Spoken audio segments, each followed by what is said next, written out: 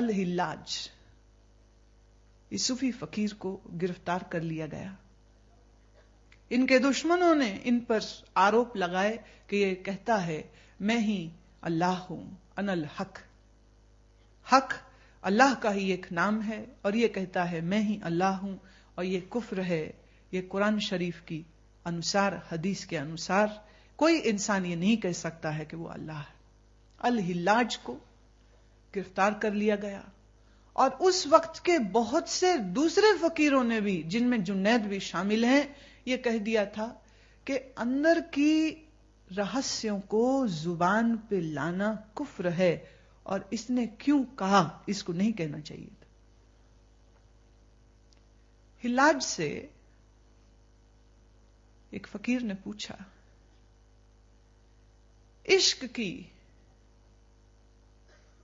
इश्क का उरूज क्या है, इश्क की ऊंचाई क्या है? हिल्लाज ने जवाब दिया, वो तू कल भी देखेगा, वो तू परसों भी देखेगा और उसको तू तरसों भी देखेगा। अब ये जवाब बहुत उलझा हुआ है, समझ नहीं लगी कि क्या मतलब क्या है इसका। अगले दिन, जिस दिन ये हिल्लाज ने जवाब दिया, अगले दिन सैकड़ों लोग ने यह तमाशा देखा कि सैनिकों ने रस्सियों में बांधकर घसीटा। सैकड़ों लोग पत्थर मार रहे हैं, क्योंकि पत्थर मारने का हुक्म मुल्ला ने दिया था।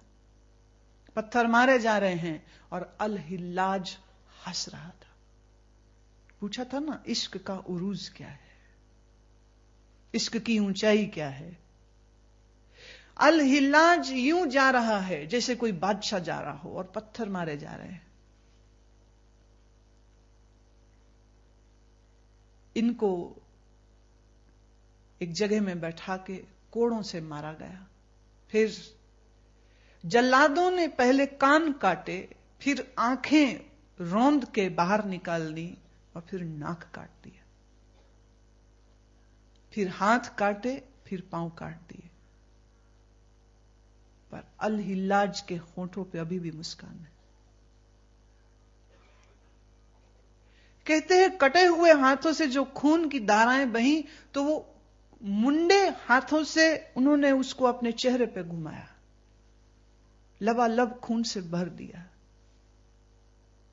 पूछा किसी ने, ये तू क्या कर रहा है, तूने अपने मुंह को खून से क्यों भर दिया है?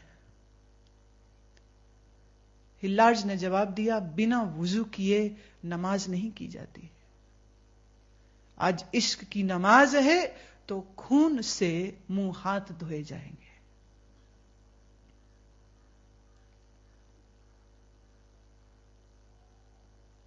इसी तरह इनको तड़पता हुआ वहां छोड़ा गया और फिर अगले दिन तक वो तड़पता रहा शरीर। दूसरे दिन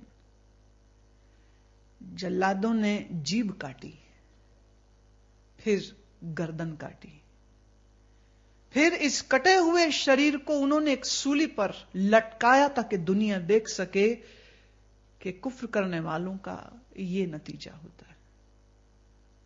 सरेआम टंगा है अल हिल्लाज का शरीर, हाथ कटे, पैर कटे, आंख नाक कटी और आज सिर भी काट दिया गया।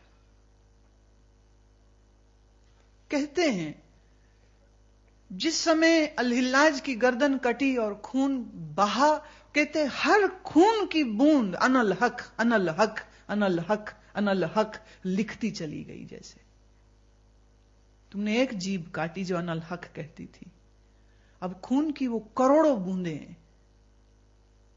सूफियों ने लिखा, ये अल हिल्लाज ने नमूना दिया इश्क के उरूज का उसकी मौत के दूसरे दिन। शाम तलक फिर बैठक हो गई। इन कठोर पंथी फंडामेंटलिस्ट लोगों ने कहा कि इसकी लाश अगर यूं सूली पर रखी गई और जो ये रक्त से अल्लाह अल्लाह अल्लाह लिखा गया, अनल हक लिखा गया, ये तो और बहुत मुश्किल हालात पैदा कर देगी। इसको क्या करें, इसको जला दो। अब इस्लाम में मुर्दे को जलाया नहीं जाता है, पर अल हिल्लाज के शरीर पर तेल डालकर कटे फटे इसके शरीर को जला दिया गया। कहते पर जलती हुई लौ से भी इनके मारने वालों को यही सुने कि अनल हक, अनल हक, अनल हक। राख को किसी एक जगह रखा तो फिर कहीं अल-हिल्लाज के चेले और उसके प्यार करने वाले कोई उसका मकबरा ना बना दे, तो किले की छत पर चढ़ के तिब्रीज इस शहर में हवाओं में इसकी राख को उड़ा दिया गया कि इसका कोई नामो निशान भी ना बचे। ये अल-हिल्लाज का तीसरा दिन था। हिल्लाज ने कहा था कि इश्क का उरूज क्या है, इश्क का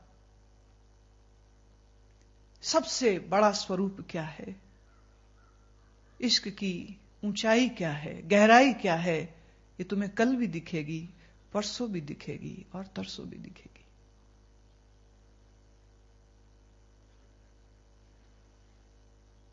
जुबान जब तक कटी नहीं थी तब तलक हाथ कट चुके, पैर कट चुके, आंखें उन्होंने निकाल दी थी बाहर, कान काट दिया था, पर जीभ अभी है।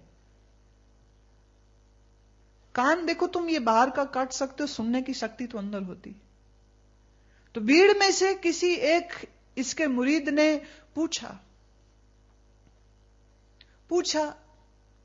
कि अल-हिल्लाज तू अपने मारने वाले इन जल्लादों के लिए क्या कहता है, इनका क्या हश्र होगा? अल-हिल्लाज ने जवाब दिया, जो मुझसे मोहब्बत करते हैं उनको अल्लाह सिला देगा, और जिन्होंने मुझे मारा है उन्होंने भी अल्लाह के हुक्म से मारा है, उनको भी अल्लाह ही सिला देगा। मैं कौन होता हूं? क्योंकि जो हो रहा है वो मेरे मालिक की मर्जी से हो रहा है, और वे होना चाहता है, ये हो इसलिए हो रहा है। अगर वो चाहता कि ये ना हो तो ये नहीं होगा। दिल में कोई खलल नहीं, खलिश नहीं, दिल में कोई गुस्सा नहीं, अपने मारने वालों के लिए भी गुस्सा नहीं। और ये आखिरी बात निकली है उनकी जुबान से, और इसके बाद जल्लाद ने जीभ भी काट दी। प्रिय अप्रिय कुछ भी मिले जिसकी बुद्धि स्थिर रहती है, इससे ज्यादा अप्रिय क्या हो सकता है जो अल-हिल्लाज के साथ हुआ? पर अल-हिल्लाज को कोई शिकवा नहीं, कोई शिकायत नहीं। प्रिय अल-हिल्लाज जब तक जीवित था इसको हजारों लोगों ने पूजा है, हजारों लोगों ने इसको अपना मुर्शद माना है, हजारों लोगों ने इसकी तारीफों के पुल बांधे हैं, सैकड़ों सूफियों ने इसको अदब से सजदे किए थे कि क्या तेरी स्थिति है। पर फिर सैकड़ों सूफियों ने इसकी निंदा भी की है, समेत जुन्नैद के। जुन्नैद को सिर्फ इसी बात का खशता था कि ये हक्के हकीकत की बात को जुबान पे नहीं लाओ। तू क्यों लाता है? दिखाना चाहता है कि तू जानता है हकीकत क्या है, तू चुप क्यों नहीं रह सकता? अल-हिल्लाज ने कहा, मैं तो चुप रह सकता हूं, पर जब भीतर मस्ती छाती है तो कोई और ही है जो बोल जाता है अनल हक।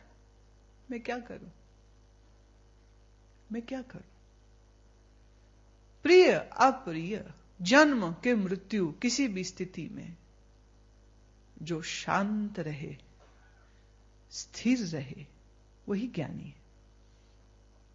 जो विचलित हो जाए, जो क्रोधित हो जाए, प्रिय वस्तु के मिलने पर खुश हो, हर्षित हो, अप्रिय वस्तु के मिलने पर दुखी हो, गमगीन हो जाए, वह अस्थिर बुद्धि का व्यक्ति है। और अस्थिर बुद्धि वाला इंसान जीवन में दुख ही दुख पाता है, उसको सुख, उसको आनंद और उसको परम शांति कभी नहीं मिल पाती है।